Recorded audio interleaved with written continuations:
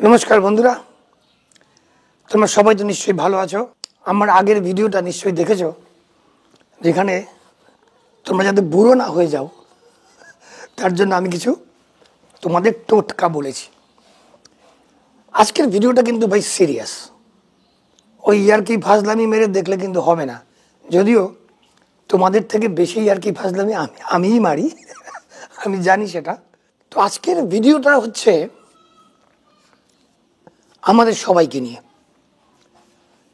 জীবনে দেখবে অনেক সময় আসে যখন স্বাস্থ্যটা ভালো আছে কিন্তু রিলেশনশিপটা ঠিক নেই। হয়তো বা রিলেশনশিপ তোমার খুব ভালো চলছে কিন্তু স্বাস্থ্য তোমার ভালো নেই। তোমার পার্সোনাল অনেক কিছু যেন হচ্ছে না, তোমার নিজস্ব কাজ কারবার হচ্ছে না। অন্য দিক দিয়ে কখনো কখনো দেখবে তোমার স্বাস্থ্যও খুব ভালো আছে, তোমার রিলেশনশিপ দারুণ চলছে, অথচ চাকরি বাকরির ব্যাপারটা, টাকা পয়সার ব্যাপারটা হচ্ছে না। চারটে জিনিস থাকে: health, relationship, career and finance. আমাদের জীবনে এই চারটে ব্যাপার অত্যন্ত ইম্পর্ট্যান্ট সুখে থাকার জন্যে।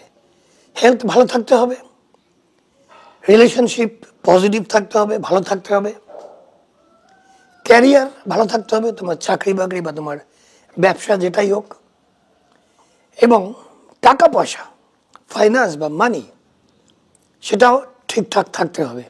এই চারটে ব্যাপার, যেটাকে আমরা বলতে পারি HRCF, HRCF, health, relationship, career and finance.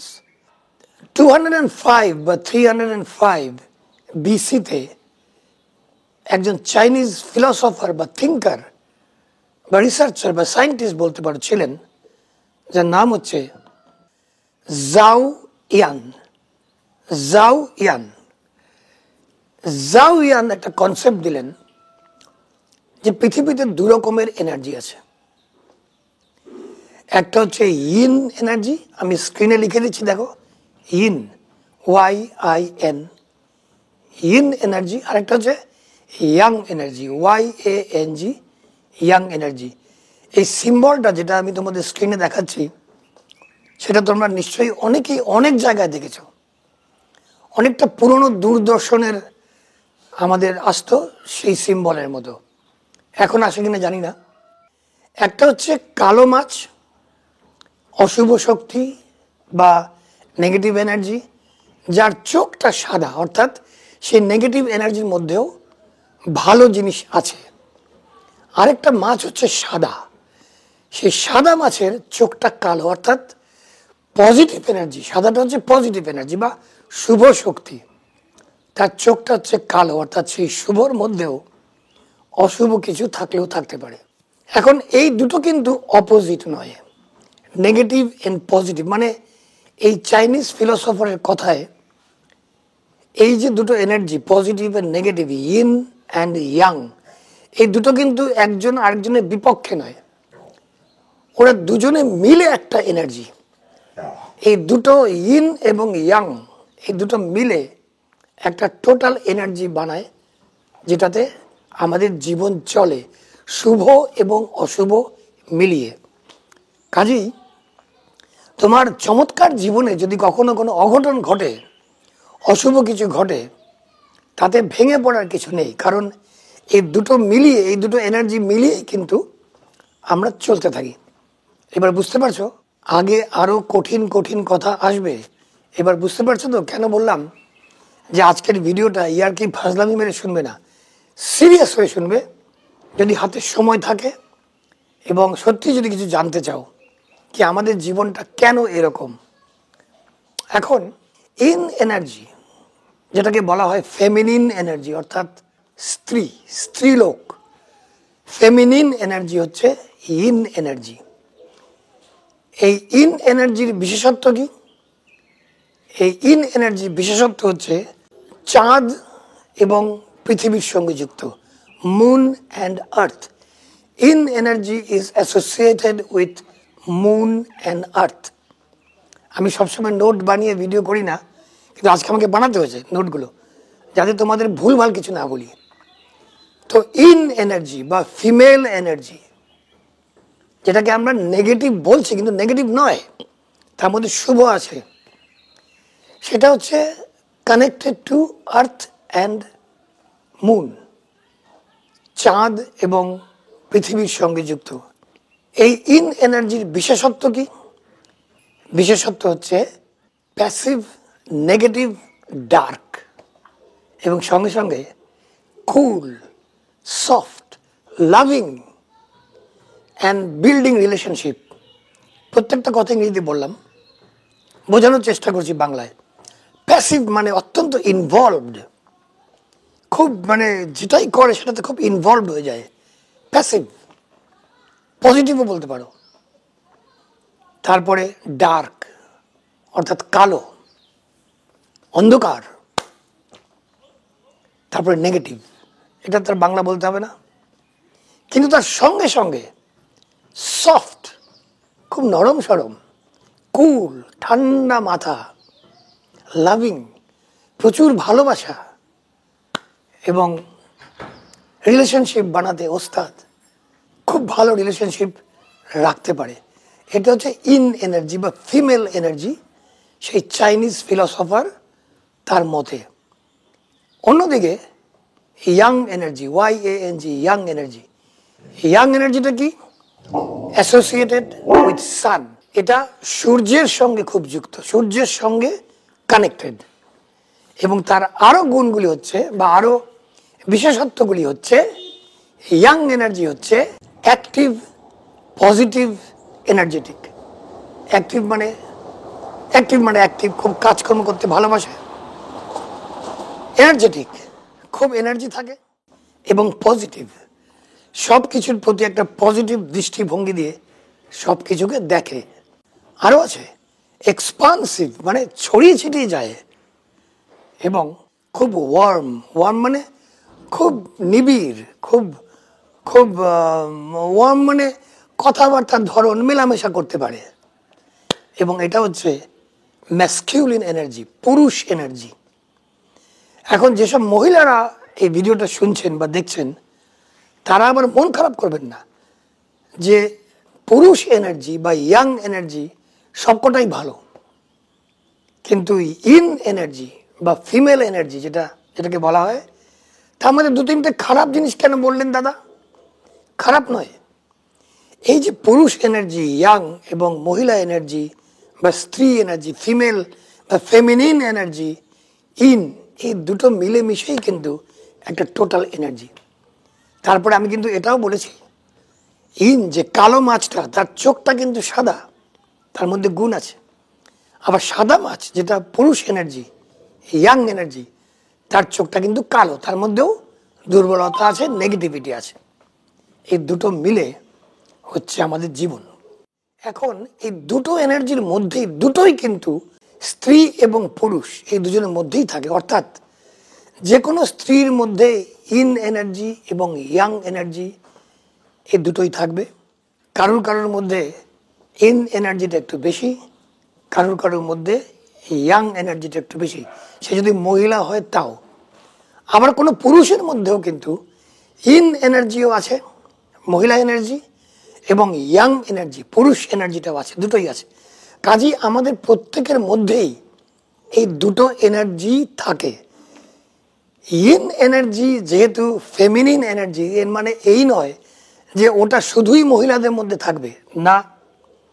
আবার ইয়াং এনার্জি যেটা হচ্ছে ম্যাসকুলিন এনার্জি, সেটা যে শুধুই পুরুষদের মধ্যে থাকবে, সেটাও ঠিক নয়।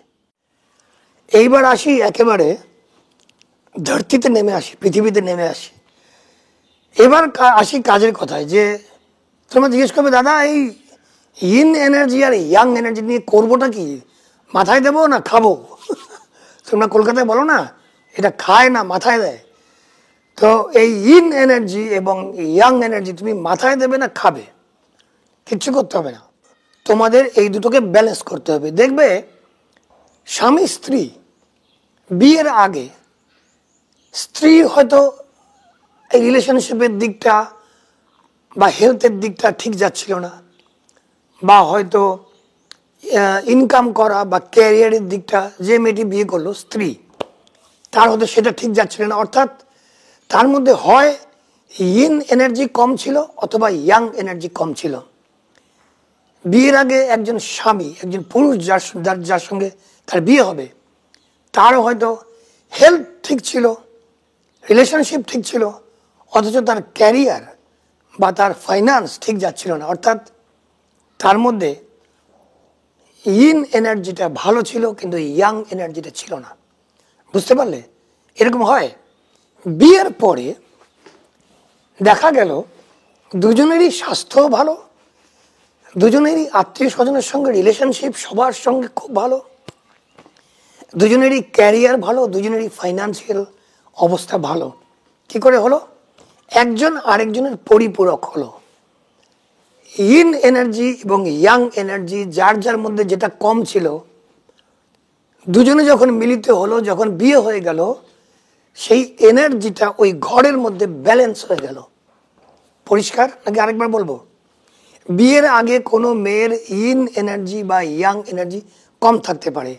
ইন এনার্জি কম থাকলে তার হেলথ এবং রিলেশনশিপ ভালো থাকবে না। ইয়াং এনার্জি কম হলে তার ক্যারিয়ার, তার টাকা পয়সার ব্যাপারটা ভালো থাকবে না। বিয়ের আগে পুরুষেরও মনে করো ওই একই অবস্থা, হয় তার ইন এনার্জি কম অথবা ইয়াং এনার্জি কম। ইন এনার্জি কম থাকলে তার হেলথ এবং রিলেশনশিপের ব্যাপারটা ভালো চলবে না, এবং যদি ইয়াং এনার্জি কম থাকে তাহলে তার ক্যারিয়ার এবং তার ফাইন্যান্সিয়াল সিচুয়েশন ভালো থাকবে না। যার মধ্যে যেটা কম থাকবে তার সেই ব্যাপারে তার অবস্থা বা তার পরিস্থিতি কম থাকবে বা খারাপ থাকবে, কিন্তু এটাকে ব্যালেন্স করতে হবে। এখন সবাই তো আর বিয়ে করে ব্যালেন্স করবে না রে ভাই। ব্যালেন্স করতে হলে কি বিয়ে করতে হবে নাকি? তাহলে তো বারবার বিয়ে করতে হবে। মাঝে মাঝে যখন ব্যালেন্স নষ্ট হয়ে যাবে, মহিলা বলবে আমি আরেকটা বিয়ে করে ফেলি, স্বামীও বলবে আমিও তাহলে আরেকটা বিয়ে করে ফেলি, কারণ ইন এবং ইয়াংকে ব্যালেন্স করতে হবে। এটা তো হয় না। কাজেই কি করে ব্যালেন্স করবে? তোমরা যারা ইয়াং, মানে যারা তরুণ, যারা যুব সমাজ বা মধ্যবয়স্ক বা সিনিয়র সিটিজেন, নমস্কার জানাচ্ছি। তো তাদের ব্যালেন্স কী করে করবে? ব্যালেন্স করার 2-3টি উপায় আছে। এটা কিন্তু খুব ইম্পর্টেন্ট। এটা হচ্ছে আমাদের জীবন। এই জীবনযাত্রাতে এই ইন এনার্জি এবং ইয়াং এনার্জির একটা বিরাট ভূমিকা আছে। এটা ঠিক করবে কি করে? ব্যালেন্স কি করে করবে? আমি কি বলেছি? Health, relationship, career and finance, HRCF। HRCF খেয়াল রাখবে। এই 4টে তত্ত্ব বা জিনিস হচ্ছে আমাদের জীবনটা চালানোর জন্য অত্যন্ত জরুরি। কাজে এই 4টেকে একদম আপার লেভেলে হাই এনার্জিতে রাখতে হবে। খুব সোজা 3-4টে খালি বলে দিচ্ছি, বাকিটা তোমরা খুঁজে নিও। 3-4টে ব্যাপার যেটা তোমরা করবে। সবচেয়ে প্রথমে হচ্ছে মাইন্ডফুলনেস টেকনিক ব্যবহার করবে। মাইন্ডফুলনেস, আমার ভিডিও আছে। মাইন্ডফুলনেস অর্থাৎ ধ্যান করবে, তোমার মনটাকে কেন্দ্রীভূত করবে নিজের ভেতরে। কিভাবে? চুপ করে বসে থাকো, শ্বাস প্রশ্বাস দেখো। এটা বারবার বলেছি, অনেকবার বলেছি, আর কিন্তু বেশি দিন বলবো না এটা, কারণ আমার মনে হয় তোমরা জানো। মাইন্ডফুলনেস অর্থাৎ তুমি প্রেজেন্ট সিচুয়েশনে থাকবে, আগামীকালের ভয় আর অতীতের অনুশোচনা এগুলির কথা ভাববে না। কিন্তু না ভাবলেও চলে আসে মাথার মধ্যে, তখন কি করবে? চুপ করে বসে চোখটা বন্ধ করে নিজের শ্বাস প্রশ্বাসটাকে দেখো, কিভাবে ঢুকছে কিভাবে বেরোচ্ছে। 10 মিনিট 15 মিনিট যতক্ষণ পারো। বাইরে থেকে অনেক চিন্তা আসবে, অনেক নেগেটিভ চিন্তা আসবে, অনেক কিছু আসবে, অনেক উত্তেজনা আসবে মাথায়। ওগুলি আসুক এবং ওগুলো চলে যাবে। ওগুলি হচ্ছে আকাশে ওরা পাখির মতো, ওরা উঠতে উঠতে আসে আবার উঠতে উঠতে চলে যায়। খারাপ চিন্তা আসতে থাকে, ওগুলিকে বন্ধ করার চেষ্টা করো না। তুমি তোমার মন লাগাও তোমার শ্বাস প্রশ্বাসের দিকে।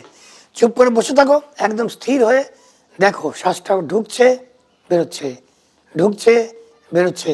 কোন কোন আওয়াজ তোমার কানে আসছে, কিসের আওয়াজ আসছে শোনার চেষ্টা করো। পাখির আওয়াজ, নাকি এটা গাড়ির হর্ন, বাকি কোনো কুকুর ডাকলো, আওয়াজগুলি শোনো, আইডেন্টিফাই করো আওয়াজগুলোকে। এবং তারপরে একটা গন্ধ নাও, কিসের গন্ধ তুমি পাচ্ছ। হ্যাঁ, মা অথবা স্ত্রী বা আমার স্বামী বা ছেলে রুটি বানাচ্ছে, আটার একটা গন্ধ আসে না? যখন আটার রুটি বানানো হয়, রুটিটাকে গরম করলে সুন্দর একটা গমের গন্ধ ভেসে আসে। রুটি বানানো হচ্ছে না ভাত বানানো হচ্ছে নাকি, আমি তো সিলেটি, আমি তো শুটকি মাছের গন্ধ শুকবো আমি। তা কোন গন্ধটা আসছে? মানে অর্থাৎ তোমার মনটাকে একেবারে বর্তমানে নিয়ে এসো। এটা হচ্ছে মাইন্ডফুলনেস প্র্যাকটিস। এতে করে তোমার ইনার পিস হবে। ইনার পিস প্র্যাকটিস করো। জলে জঙ্গলে বাজারে যাও, পুকুর ঘাটে গিয়ে বসে থাকো, সবুজ জায়গায় যাও, বেড়াতে যাও, সবুজ জঙ্গল, নদী নালা, পাহাড় পর্বত, এগুলি খুব ভালো। তো আমি যেমন আফ্রিকাতে থাকি, চারিদিকে সবুজ, মনে খুব ইনার পিস থাকে, যার জন্যে এই সংসার টংসার ফেলে এখানে বসে থাকি। যাই হোক, সেটা গেল 1 নম্বর, প্র্যাকটিস মাইন্ডফুলনেস। 2 নম্বর হচ্ছে রেস্ট অ্যান্ড ওয়ার্ক। তোমার কাজ এবং বিশ্রামের মধ্যে একটা সমতুলতা লাও, সমতুলতা আনো। লাউটা আবার হিন্দি বেরিয়ে গেল। কি করে? ঘুমের সময় ঘুমাও, কাজের সময় কাজ করো। এই দুটোতে ঘুমটা হচ্ছে ইন এনার্জি, আর ইয়াংটা হচ্ছে অ্যাক্টিভিটি। অ্যাক্টিভিটি এবং বিশ্রামের মধ্যে একটা সন্তুলন, কি বলে, একটা ব্যালেন্স রাখো। মনে করো তুমি 24 ঘন্টার মধ্যে 18 ঘন্টা ঘুমোলে আর 6 ঘন্টা কাজ করলে হবে না। ডিভাইড করো, তোমার শরীর যেমন চায় শরীরের কাছে আত্মসমর্পণ করো। যখন ভালো করে বিশ্রাম করবে, ঘুমোবে, তখন দেখবে কাজ করতেও ভালো লাগবে। আর যখনই ঘুমটা ভেঙে যাবে, বিছানায় প্লিজ পড়ে থাকবে না। এই যে বিছানায় পড়ে পড়ে ফেসবুক আর অমুক তমুক আমরা করি, এগুলো করবে না। বিছানায় পড়ে থাকবে না। ঘুম ভাঙলে ঘুম থেকে উঠে হাঁটাহাঁটি করবে, এক্সারসাইজ করবে, ব্যায়াম করবে, দৌড়বে বা কিছু করবে, অ্যাক্টিভিটি করবে। নিজের বিছানা নিজে তুলবে। যে বিছানা থেকে ঘুম থেকে উঠবে সেই বিছানাটা আগোছালো করে রাখবে না। আগোছালো করা বিছানা হচ্ছে ঘরের মধ্যে একটা মারাত্মক নেগেটিভ এনার্জি। আর্মিতে ট্রেনিং দেওয়া হয়, জানো? আর্মিতে ট্রেনিং দেওয়া হয়, যারা যারা ব্যারাকে ট্রেনিং দিতে যায়, ওরা বিছানা ঠিক মতো তোলে কিনা। বিছানা ঠিক মতো না তুললেই ডান্ডা। তোমাদের তো ডান্ডা মারতে পারবো না, তো ডান্ডাটা নিজেই নিজেকে মারো। ঘুম থেকে উঠেই প্রথমে বিছানাটা টান টান করে ঠিক করে দেবে। এটা হচ্ছে ইন এনার্জি, সৌন্দর্য, লাভিং, সফটনেস, কুল। তারপরে কাজ করতে যাবে, দৌড়তে যাবে বা কিছু করবে, বা রান্না করবে বা স্নান করবে বা এটা করবে সেটা করবে, ঘর পরিষ্কার করবে। এটা হচ্ছে ইয়াং এনার্জি। দুটোর মধ্যে ব্যালেন্স করো। এইটুকু আমি কি অস্বাভাবিক কিছু বললাম? অস্বাভাবিক কিছুই বলিনি। মাইন্ডফুলনেস বললাম। চুপ করে বসে থেকে বর্তমানে থাকো এবং ঘুমাও এবং কাজ করো। কোনো কঠিন কাজ নয়, কিন্তু ব্যালেন্স আনো। এটার মধ্যে কোনো ইনডিসিপ্লিন আনবে না, একেবারে আর্মি রেগুলেশনে করবে এই জিনিসগুলো। তাহলে তোমার ইন এনার্জি এবং ইয়াং এনার্জি দুটো ব্যালেন্স হবে এবং তোমার জীবন হয়ে যাবে একদম চমৎকার, ঝিঙ্গালালা। তোমরা সবাই ভালো থাকবে, তোমাদের সবার মঙ্গল হোক। আবার দেখা হবে। যাও, জিতে নাও।